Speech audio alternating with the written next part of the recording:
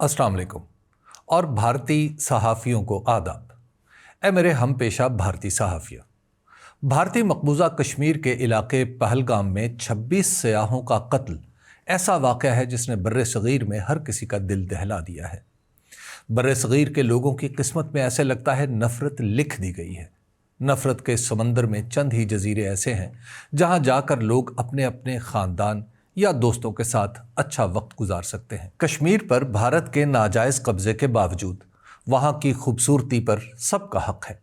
अंग्रेज़ी शायर John Keats ने कहा था कि खूबसूरती हमेशा नज़र नवाज रहती है, इसके लिए पसंदीदगी हमेशा बढ़ती रहती है और ये कभी ख़त्म नहीं होती। ये 26 लोग भी अपने प्यारों को साथ लेकर कश्मीर की इसी खूबसूरती का नज़ारा करने गए थे जिसे कभी ज़वाल नहीं। इन लोगों को जिस बेरहमी से कत्ल किया गया वो पाकिस्तान के किसी शख्स को गवारा नहीं। किसी भी इंसान से जीने का हक छीन लेना पूरी इंसानियत का कत्ल है। सो यही वाक़या भारतीय मकबूजा कश्मीर में पेश आया है। वहाँ इंसानियत कत्ल हुई है। नहित्ते लोगों के मारे जाने को दहशतगर्दी के सिवा कुछ नहीं कहा जा सकता। प्यारे भारतीय सहाफ़ियों, इस वाक़े के बाद मेरे लिए बतौर सहाफ़ी आपका तर्ज़ अमल समझना मुश्किल हो चुका है।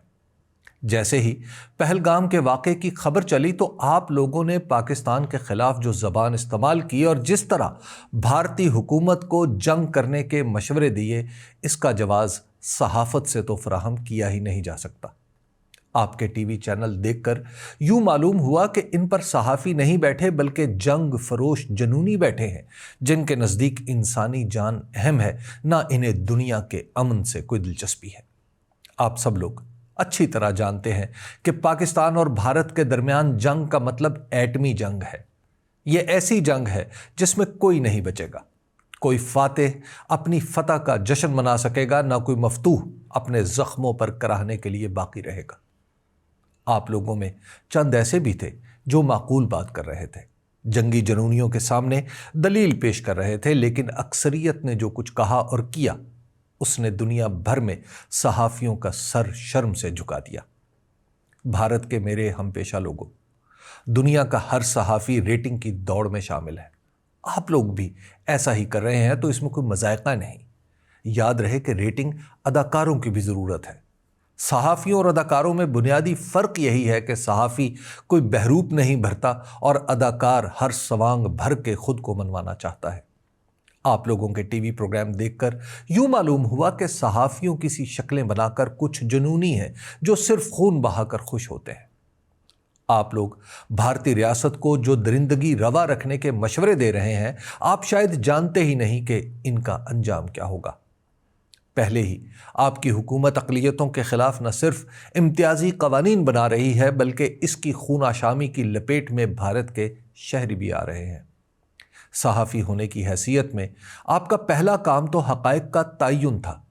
अब तक आपकी कोई तफ्तीशी एजेंसी पहलगाम वाक़े के हवाले से किसी पाकिस्तानी या पाकिस्तान की रियासत पर इल्ज़ाम नहीं लगा सकी।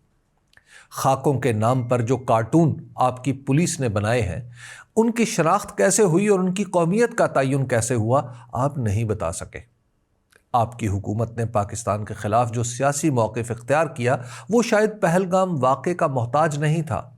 अगर ये वाक़या न भी होता तो जल्द या बदेर आपकी इंतहा पसंद हुकूमत ने यही करना था। मगर आप अपनी हुकूमत के लिए हक़ाइक़ तोड़ मरोड़ सकते हैं, इसका अंदाज़ा इस वाक़े से पहले कम अज़ कम पाकिस्तान में किसी को नहीं था।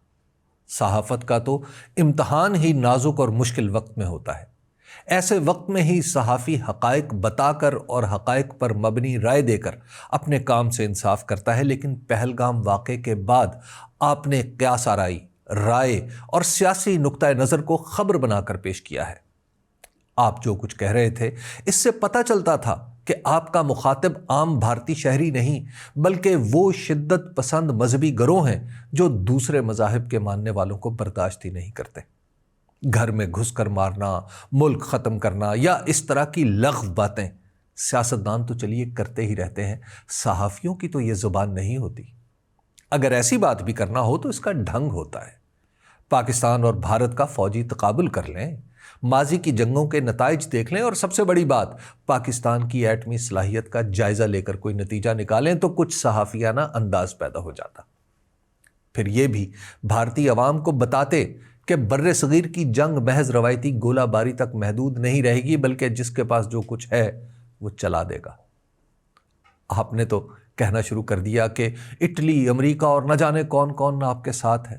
اس کا مطلب اس کے سوا اور کیا ہے کہ آپ دنیا میں جنگ عظیم چھیڑنا چاہتے ہیں؟ بھارتی صحافت کا یہ معیار کبھی سوچا بھی نہیں تھا۔ ہم کلدیپ نائر، دیوان سنگھ مفتون، خوشونت سنگھ، برکھا دت اور پراوین سوامی کی وجہ سے بھارتی صحافت کو جانتے تھے۔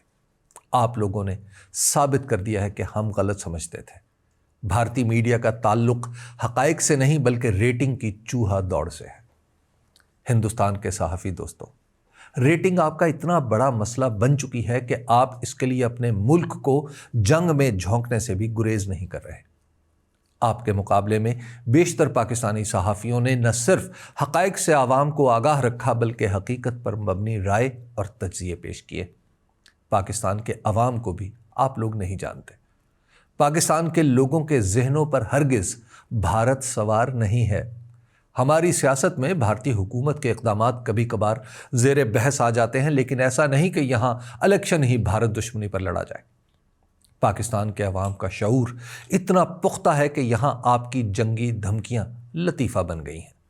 نوجوانوں نے ایسی میمز بنائی ہیں کہ دیکھنے والا بے اختیار قہقہے لگانے پر مجبور ہو جاتا ہے۔ آپ لوگ جو اتنے غصے میں ٹی وی پر بیٹھے رہتے ہیں، ذرا دیکھیے پاکستان پر آپ کی دھمکیوں کا کیا اثر ہے۔ محض کچھ مثالیں پیش کرتا ہوں۔